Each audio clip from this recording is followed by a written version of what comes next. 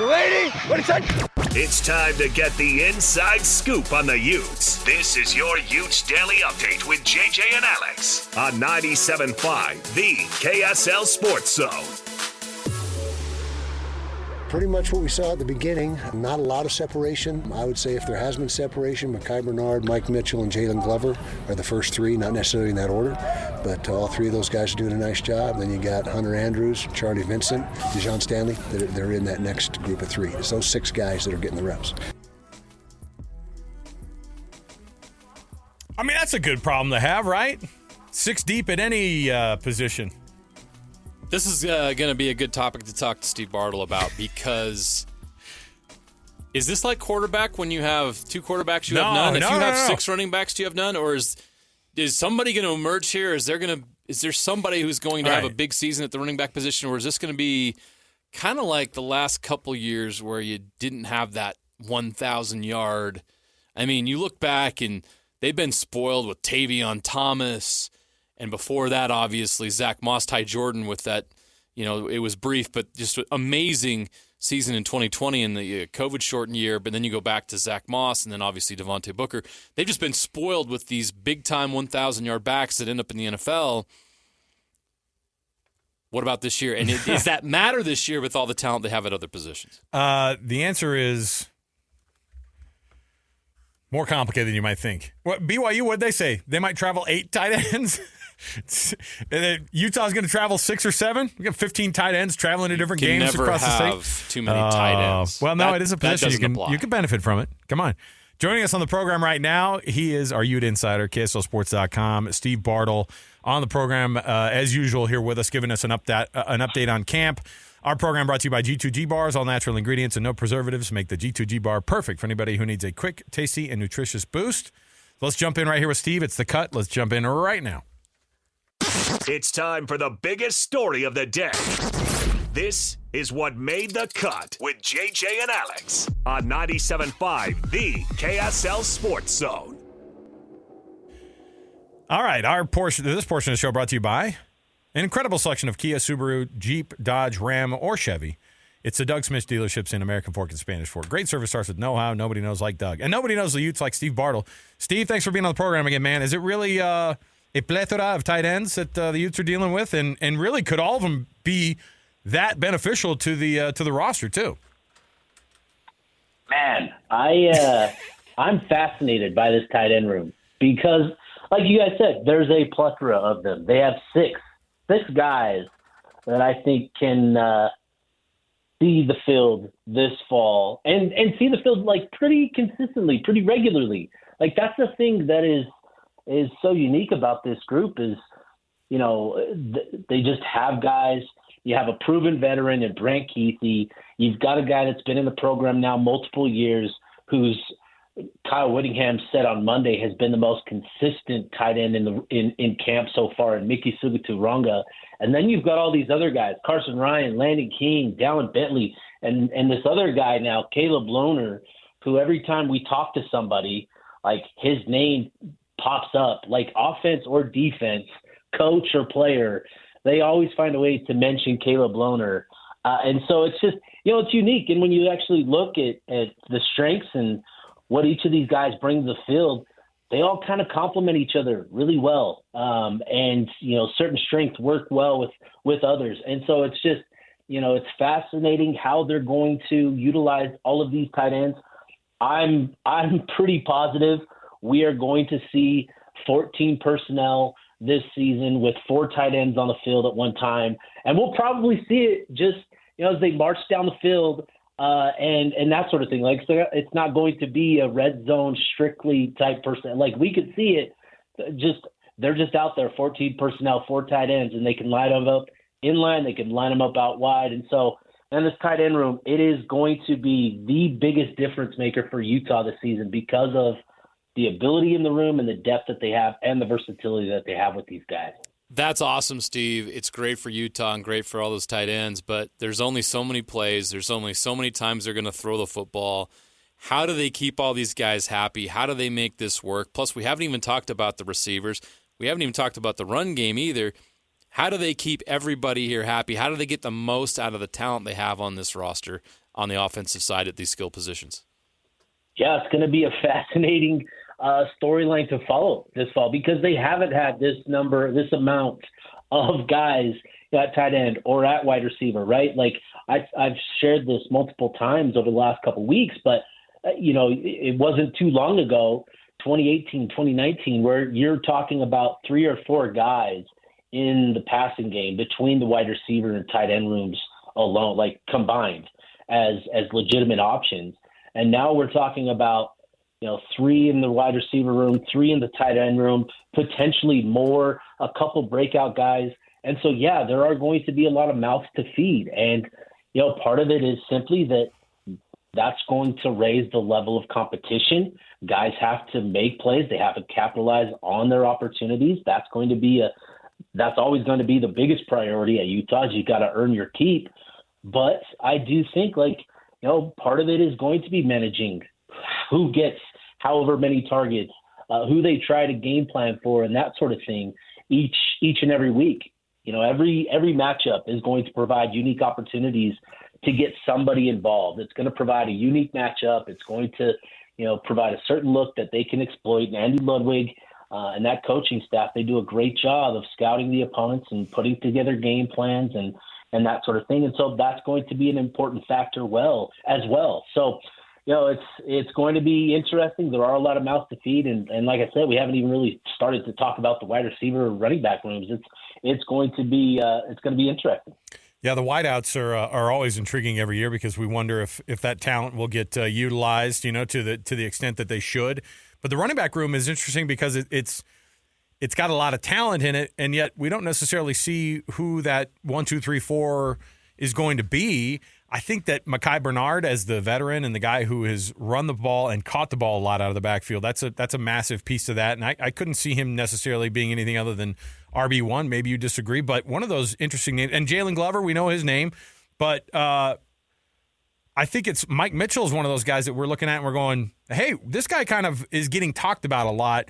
And obviously, it's his redshirt freshman year. He's a big body. What does he bring to the table, and how much does Coach Whittingham love him and Andy Ludwig like what he brings to the table? Because it sounds like they really like what he's doing. Well, I'll tell you, I really like Mike Mitchell. Getting to talk with him and listen to him and just hear from him this week. At our media availability on Monday, man, it was refreshing to hear him talk about his offseason, his mindset, his desire to be RB1 at Utah. Like, he's not just here to contribute. Like, he wants to be the guy. And I think that is you need that. You want that in a running back, right? You want a guy to have that desire to be a bell cow type of guy, to be a ball dominant type of guy. But at the same time, he also knows that, look, Mekhi Bernard has been here a long time. He's contributed a lot to the success of this program. Jalen Glover's been here a couple years. He's helped Utah along the way as well, and he knows that those guys are the veterans. But I think with Mitchell, outside of his mindset, you love the fact that he's 6 foot, he's 217 pounds. Based on what I've heard, man, he runs hard. He runs physical, and that's the sort of running back that always seems to find success at Utah and under Kyle Whittingham specifically. So, we've seen it over the last couple of years, right? Utah coming out of fall camp, there's not really that bell cow guy, the clearly defined RB1.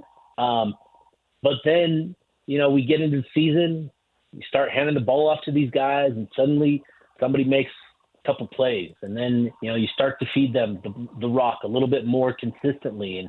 And then by, mid-season, we're talking about a guy that's established himself as the guy. And I think Mitchell absolutely has that sort of potential.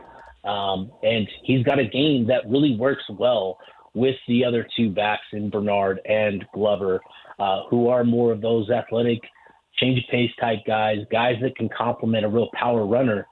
So I think it's shaping up well. I think this is kind of an ideal situation for Utah at the running back spot. Obviously, you got to keep him healthy and keep him fresh.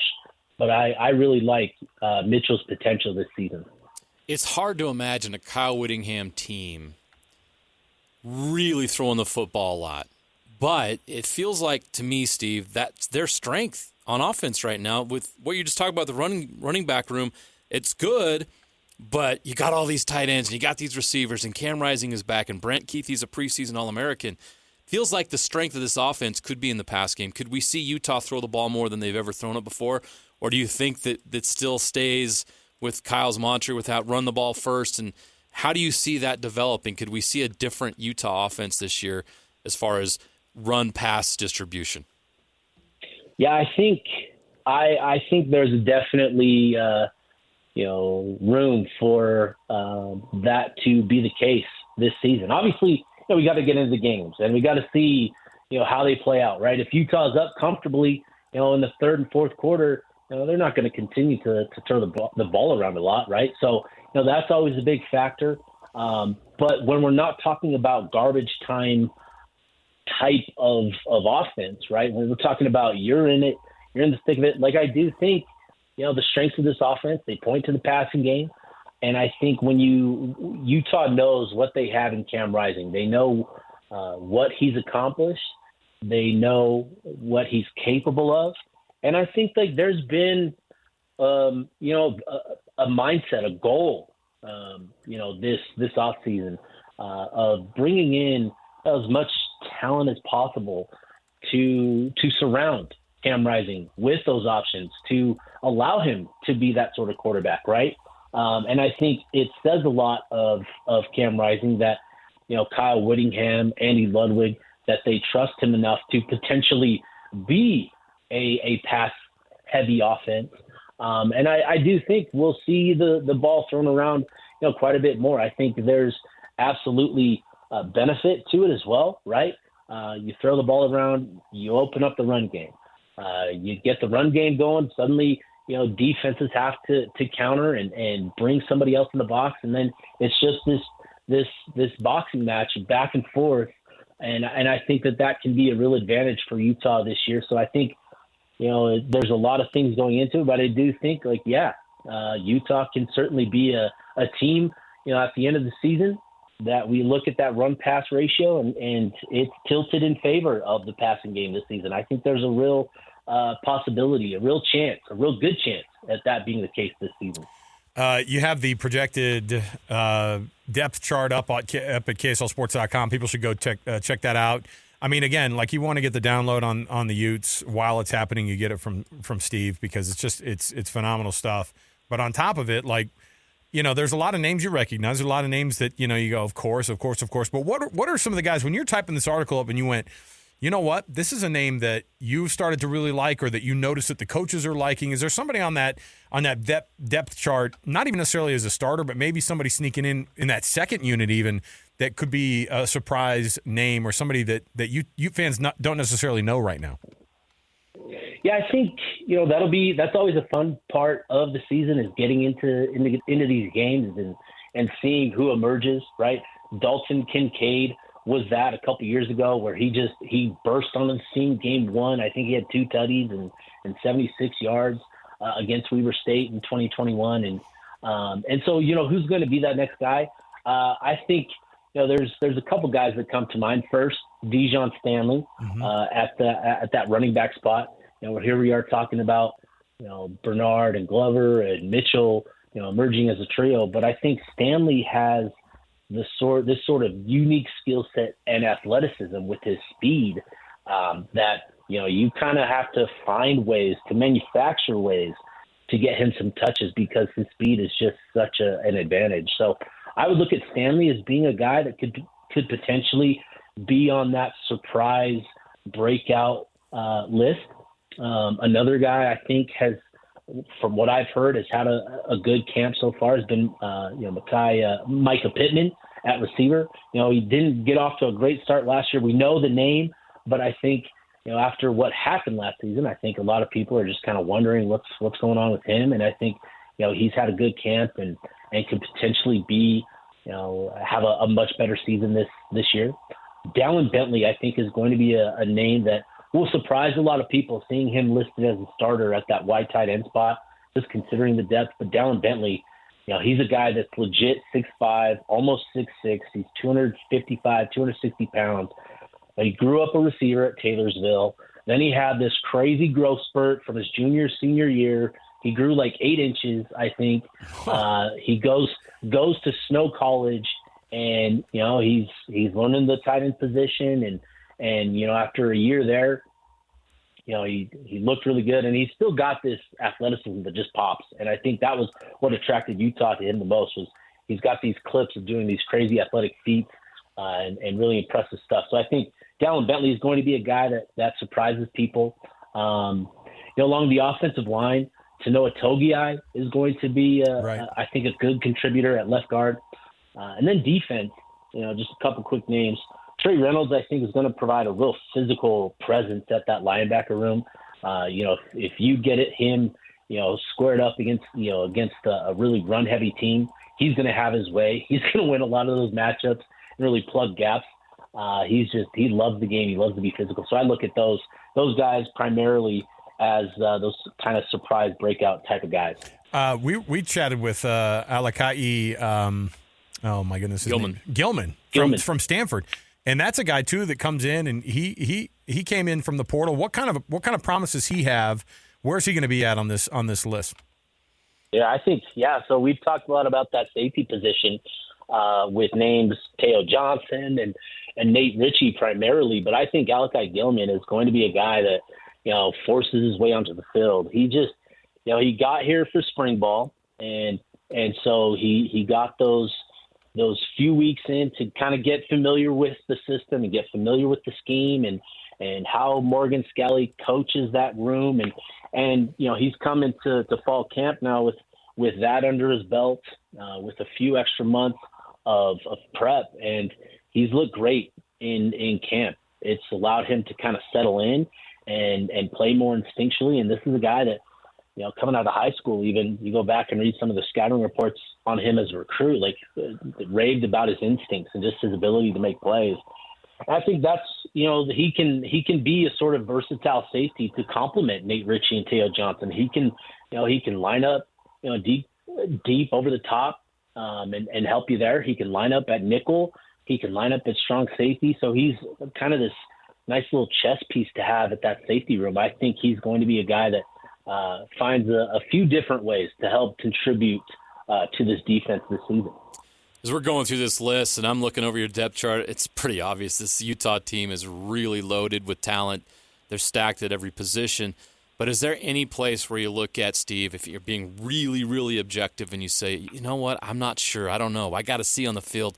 I'm not sure about this. This could be a weak spot for this team. What is that? There's two that come to mind, and first it's the cornerback room. A lot of confidence in Zemiah Vaughn, and a lot of optimism and confidence even in Smith Snowden being a breakout guy. Kenan Johnson is a guy that have heard a lot of really good things about going back to spring ball and now into fall camp. When we were in spring ball watching practices, we watched him pick up, get a couple interceptions and make some really impressive plays to make those interceptions. And it sounds like that's a thing that's continued into fall camp. But, will that continue into the season? I think Utah absolutely needs that, from those three. Those three have to be guys that they can count on a week in, week out basis. So that's one group, because after that, the depth is a bit of a question mark. They're young, they're inexperienced behind those guys.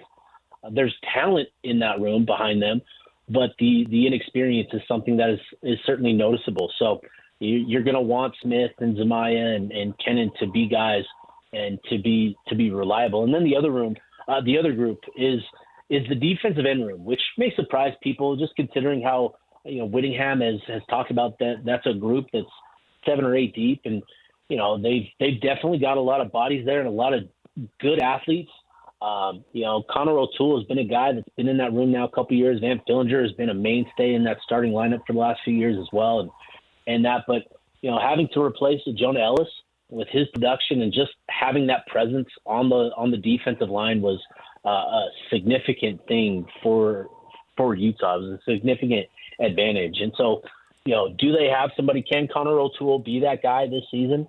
I'm optimistic that he can, but that's just, we've got to see it. So that defensive end room, like I said, they've got a lot of bodies, but a lot of guys that are coming in. Paul Fitzgerald from Utah State, John Henry Daly from BYU. Mm-hmm. Are they ready to make that transition, to make that jump, from where they were and that sort of thing to contribute at Utah this season? We'll see. And those are just some of the questions that I have at that defensive end room. Steve Bartle, Ute Insider, KSLSports.com. Go to the website right now. There's a full-on, there's a whole, if you go to the KSL Sports and KSLSports.com, there is a college sports tab. You click on Utes, and you're going to have about 100 articles you're going to need to catch up on with Steve, because he's been deep in it, and we've been enjoying every bit of it. Man, so what's the rest of the fall look like? Because they're going to be, another scrimmage this weekend probably, and then is it 10 days out from their first game that they actually get into actual game planning for SUU?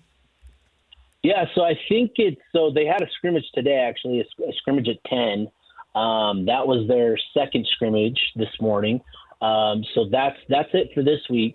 But then I think they've got a few more days, and I do think you're right. I think they get into in-season practice mode at some point next week. Tomorrow we get to head up to Utah and talk to the assistant coaches tomorrow. So that'll be something to keep your eye on, looking for content and that sort of stuff. So we'll get that tomorrow. We'll hear from coaches and kind of pick their brains on how the scrimmage went today and that sort of stuff. So be on the lookout for all that. It's unlikely that if you're a Ute fan, you don't already follow Steve on the social medias. But if you don't, give him a follow. And frankly, everybody out there, if you're one of those people that likes to just get all the full download, just so you kind of, even if it's a know thine enemy type situation. Even a BYU fan that wants to hate. Absolutely. Steve's got you covered with the hate. If you want to hate somebody, no, you can't hate Steve, man. I'm not saying hate Steve. That's not what I'm saying. We all love Steve. Oh my goodness, we'll take all the clicks. We don't care who you are. We'll take your clicks. All right, Steve Bartle, Ute Insider, KSLSports.com. Steve, we'll chat with you again. We're looking forward to tomorrow's media as well, and we'll dive in with that also. Sounds good. Appreciate you, fellas. There you go, Steve Bartle, Steve. buddy. That's great info. If you're a Utah fan and you don't feel well nourished after that, I mean, like, he got the download on camp where the depth chart is. Give me your sixth tight end. The strengths, the weaknesses. I mean, did he say 14 personnel? That's fun. What? Just go like just all your tight ends. Hey, if they said they had 6, prove it. Go 16 personnel. Give me all your tight ends. Give me. There's no. Give me all the bacon and tight ends that you have. There are no other. Take all the wideouts off the field. Make a couple of those tackles tight ends too. Why not? My goodness. All right, we'll take a break. We've got more to go around the corner. Yeah, follow Steve, and if you don't already, just get those alerts every time he writes something up. Have it hit your inbox. Okay, we'll come back. We've got more to go around the corner. When we do return, let's stay with our insiders. Let's go to the Utah Hockey Club insider, Cole Bagley, coming up. We've got some questions for him. Check in with the hockey team, see what their timing is, and see what's going on with the Utah Hockey Club. Stay right here, 97.5 the KSL Sports Zone. What you got? You're listening to JJ and Alex, presented by G2G Bars. Don't touch that dial! On 97.5, the KSL Sports Zone.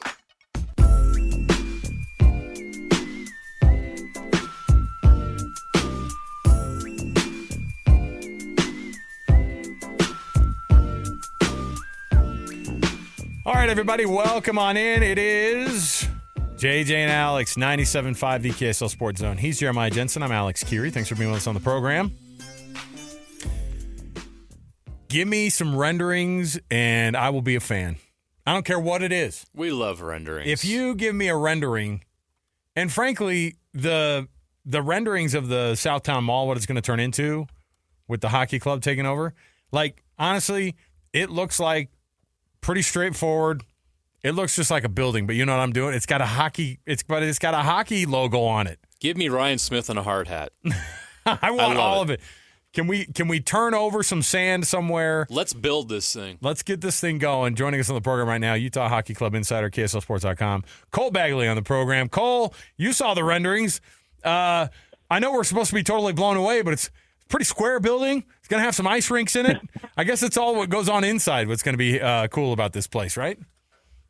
Yeah, I mean, it's, having talked to a couple people, front office people, head coach and whatnot, they all described it as a world-class facility. I think it's going to be just that. I mean, does it look amazing from the outside, just in those pictures? No, it doesn't look like anything special, but it's going to be just an incredible facility with front offices, training facility, and then a minimum of 2 ice sheets that will be open to the public, open to, youth programs and open skates. I loved what I believe it was Chris Armstrong said, when the pros are not on the ice there, the youth will be on the ice and they'll be able to play on the same ice rinks as their hockey heroes. So that's a pretty phenomenal opportunity for the youth programs here in Utah. That's going to be an awesome opportunity for the community and the growth of the game here in Utah.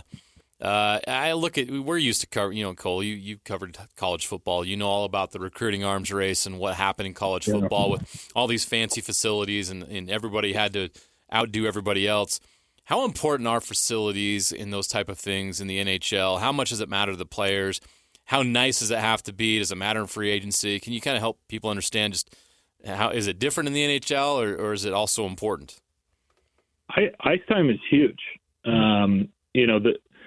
It's not like football or soccer or basketball where you can just walk outside and there's a basketball court at the playground or just an open field that you can go and get reps at and practice and stuff like that.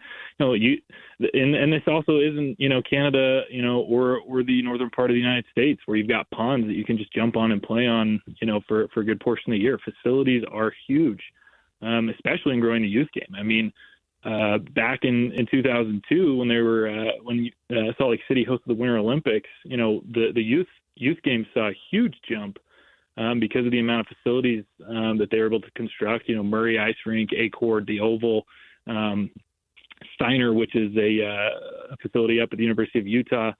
So facilities are huge because that's the only way that you can play the game.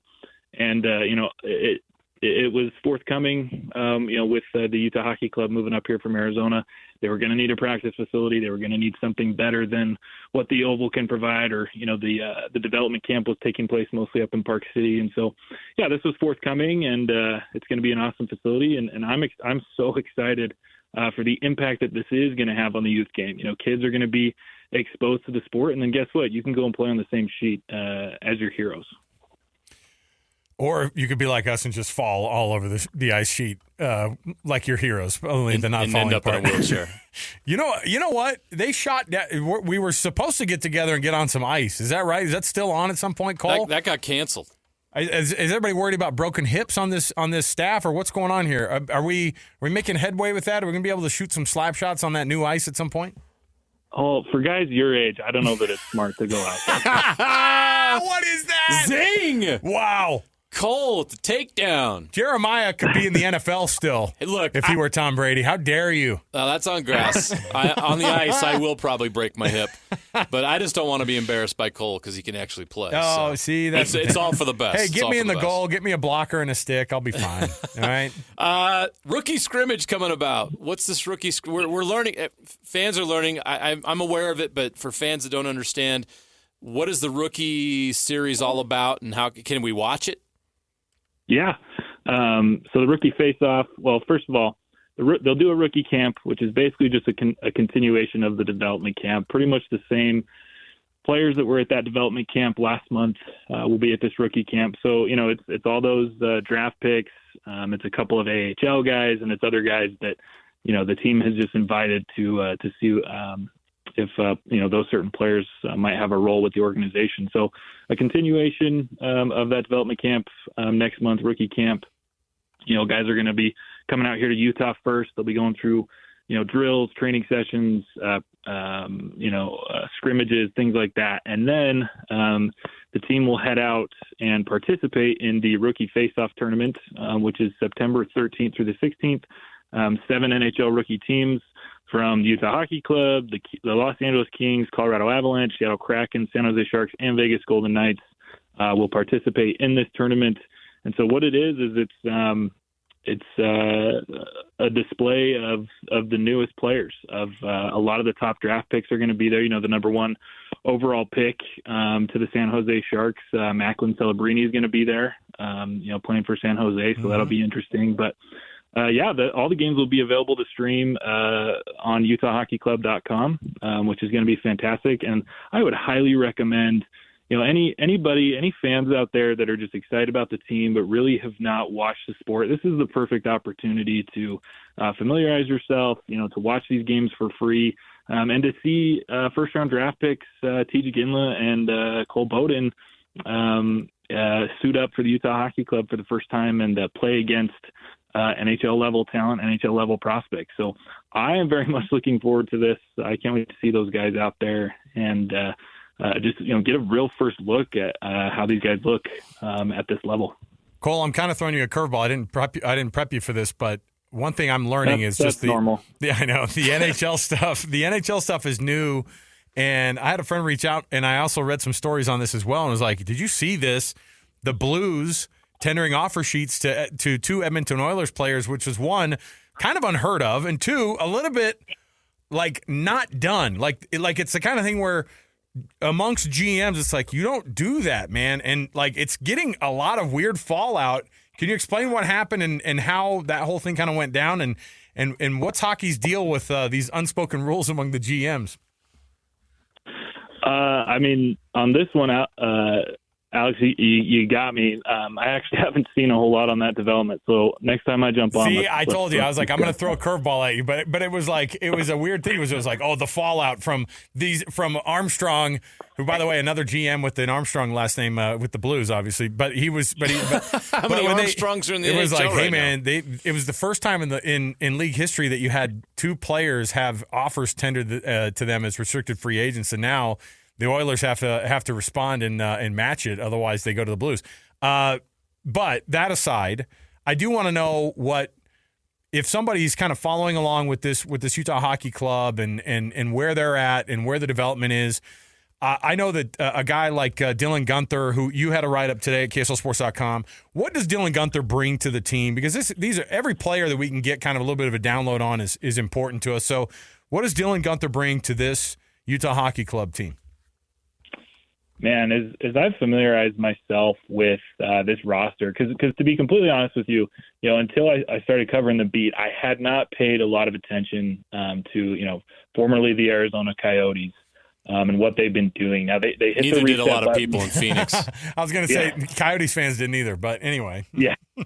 The organization hit the reset button about 4 seasons ago, and they've really invested a lot of time in developing young players, similar to what the Jazz are doing, but it takes time. Well, fast forward to now, and a lot of those former draft picks are starting to really come into their own. Guenther is a guy that a lot of fans should be excited about because of his offensive ability. Head coach has highly praised him many times, and one of the things that stands out to me that he said about him was, he's got a great shot. Everybody knows that, but what he's very, very good at is he can see the play developing 2 or 3 steps ahead of when it does, and so he's able to put himself into really good positions to score, to create, and to just honestly cause a lot of problems for opposing defenses. And what really kind of unlocked his potential, and as well as his line mate Logan Cooley's potential, was putting them on the same line together last season. These are 2 guys that spent some time developing. Logan more so in the NCAA, whereas Guenther was developing for the AHL affiliate Tucson, and then spent some time in the Western Hockey League Juniors WHL. And they called both these guys up last year.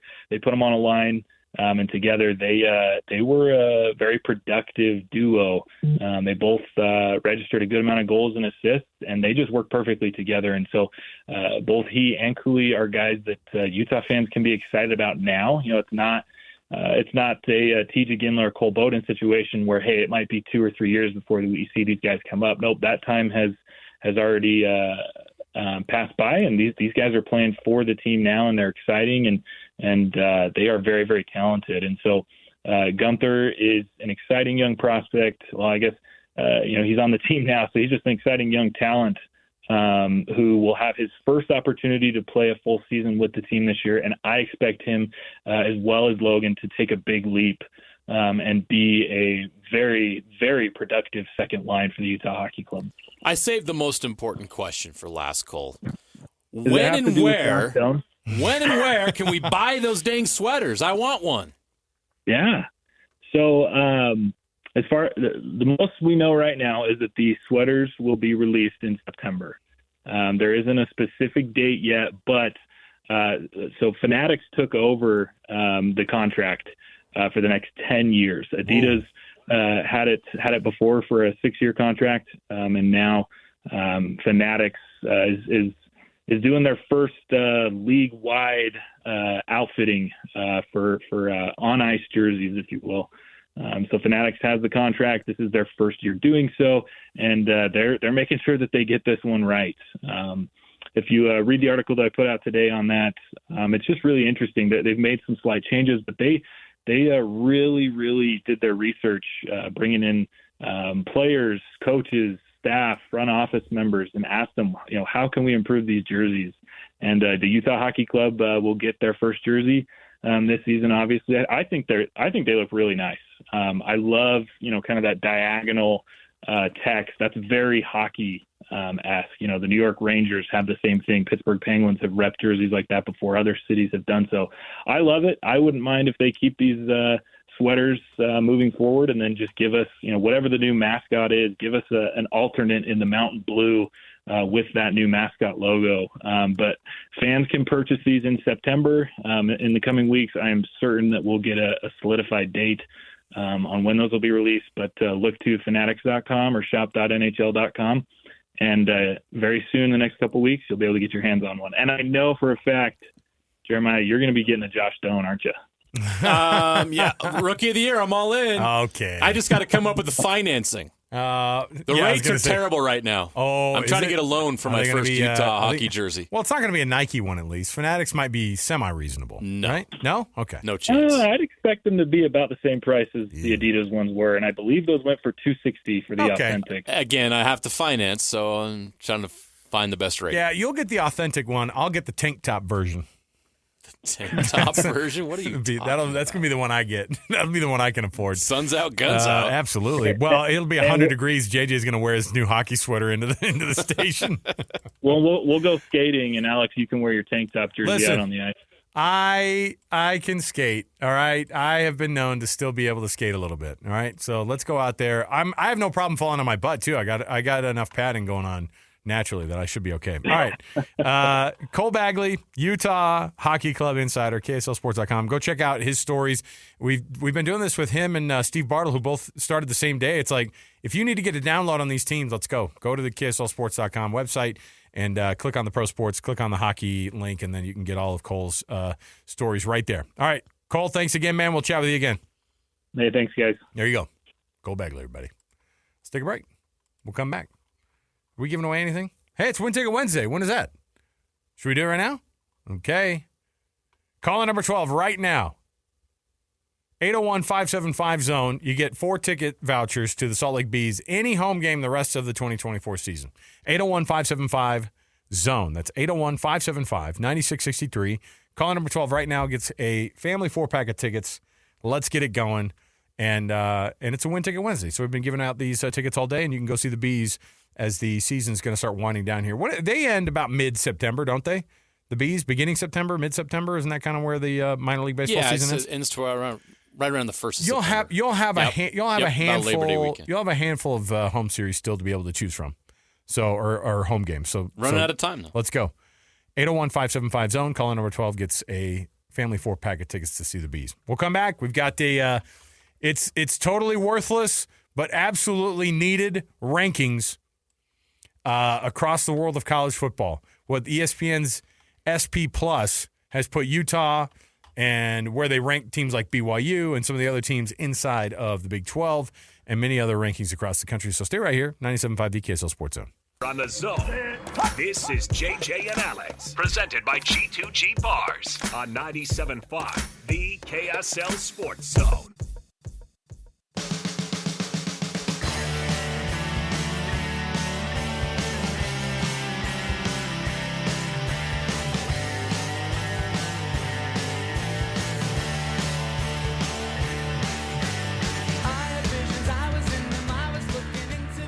Okay, everybody, welcome back. JJ and Alex, 97.5 the KSL Sports Zone. Jeremy, we give away those Bees vouchers, bro? Yes, we did. Nice. Good. I saw the weather forecast over like the next 10 days, and I was like, oh, man, we're still in the upper 90s. And then I looked, and it was the St. George one, and I went, oh, we're starting to come down a little bit on those temperatures. I think the best time to go see baseball is like, I think May or kind of getting toward the end of the season. September. That September time frame. Before you have to wear like a hoodie at the game, and it might threaten snow in October in Major League Baseball. You have to get used to that stuff when we get a team here. Okay, can't wait. I love how this whole community lives off renderings. Give me the renderings of Southtown Mall as a hockey facility. Give me renderings of the Electric Avenue baseball facilities.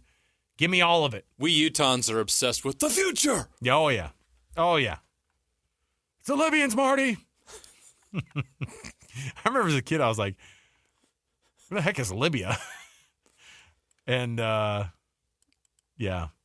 I love Imagine watch that movie in like 75 years when we have good relations with Libya and how awkward it's going to be. We've all forgotten about the past, and then someone's watching Back to the Future. It's like, wait a minute. What's that about? Libya is one of our greatest allies now. What's that about? Okay, so ESPN has put out its SP Plus rankings. This is not the S&P 500. Don't confuse it. You can go over to News Radio for that update. This is a more important market to me. All right, the SP Plus, which basically rates all of your kind of rankings across the board when it comes to offense, defense, strength of schedules, all those things. Can I give the flaw real quick? Yeah, tell me what it. Well, the flaw is it's a computer. Well, that's the first flaw. The second flaw is it's based off of last year's numbers. Yep. Mm-hmm. That's a little bit of a problem for a team like Utah, where how much of their offense coming back didn't play last year. Hey, BYU fans, are you confident in how those numbers went last year for you to be on this list? 120th offense in the country. You're not going to do well on this list. Yeah, but you know what? They're only 69th on the SP Plus list. I say only like it could have been worse. You know why? Because they're top. What are they? Oh my goodness. Yeah, I think in special teams. Oh, they're 11th in special teams on the list. And again, those are based off of the fact that you had Ryan Rico, one of the best punters in the country. That helps. And you got to replace him this year. 11th in special teams. Cal Whittingham's jealous of that, at least, right? Oh, yeah. But it's also, I mean, Miami, Ohio was the number one special teams team in the country. So, anyway. And we all loved watching Miami of Ohio last year. Is that Ben Roethlisberger's? It is. Alma mater. What are they, the Red Hawks? Did I get that right? It's something red. It's no South Beach, Miami, I'll tell you that. So, in the end, though, I will roll this out for you. Utah are they the only Big 12 team that is projected to be favored over every team in their I think on their Kansas schedule? State as well. And Kansas State and Utah don't play each other. So, the SP Plus, if you're just going off of what the computers are going to tell you, Utah and Kansas State will both go undefeated and meet one another in the Big 12 championship game. That's how you get two Big 12 teams into the college football playoffs this year. The exact path. The only chance. I should have asked Steve Bartle. Until that 9-3 Ole Miss team upsets so-and-so, like Georgia in the SEC championship or game? Or whatever it is. You know what I'm saying. Yes. Like something random like that. Random. Or like, I don't know, Iowa wins the Big Ten. No, please. Oh! The Big Ten is like, hey, you guys, hey, big teams, don't screw this up. All eyes are on us this year. Indiana, stay in your lane. Iowa, stay in your lane. You could be ranked 23rd. That's as high as we'll let you go. Rutgers, don't get any weird ideas to try to be good this year. We need big names only this year. We got to have Penn State, Ohio State, give me Michigan. Even Washington and Oregon and USC. Like, we'll allow those guys to do well. But we can't have a conference year where everybody's looking at us and we are and we have to prop up a team like Purdue. Come on. Anyway, what I'm saying is Utah projected to go undefeated according to the ESPN computers. All right? There you go. We'll come back. We've got speaking of the Big 12, we've got some more projections when it comes to wins in the Big 12. How many starting quarterbacks will BYU end up playing this year? We've got all sorts of fun things to play with you next hour. So stay right here, 97.5, the KSL Sports Zone.